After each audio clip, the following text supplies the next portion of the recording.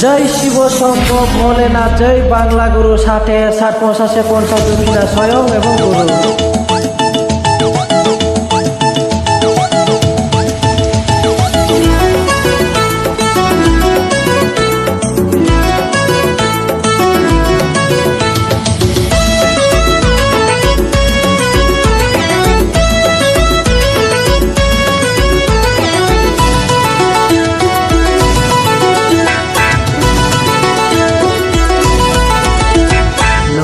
ना आगै सना गोसो आंनि गुलाय गुजाय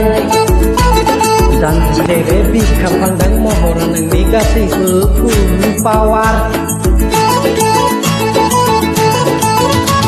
नोंखौ नुना आगै सना गोसो आंनि गुलाय गुजाय जानजिसे बिखा फांदां महरा नोंनि गासैबो फुल पावार बेनि गोसो बैनि गोसो खावै खावै लोङो आंनि गोसो खौबोसो खावनानै लांबायनो खावनानै लांबाय खावनानै लांबायनो खावनानै लांबाय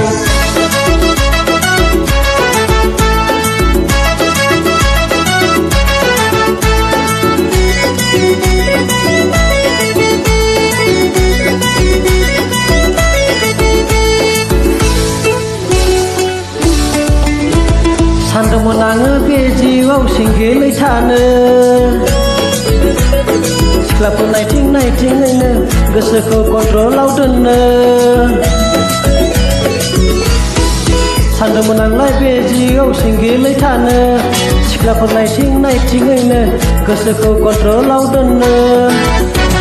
बिथिं बेरायलाय बिथिं नायलाय बेयावनो नों आंखौ माबासो बुंगारबाय गोसो आंना दाना दाना दाना दाना दाना दाना आनकन्ट्रल जालायलांबाय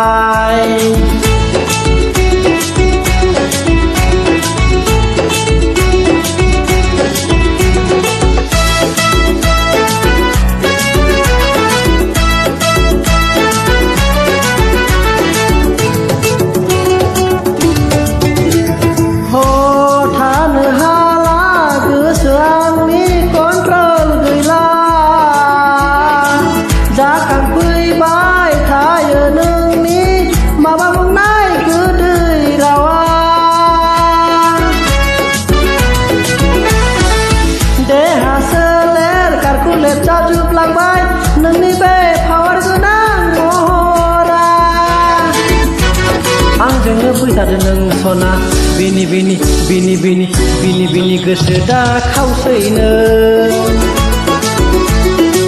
नोंखौ लानानै सना आंनि सिंगेल होननाय सोदोबखौनो गारथारनोसै हे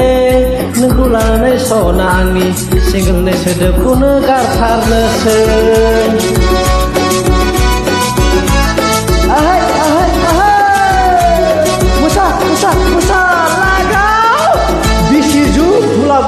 जुग साफा नंगौना नङा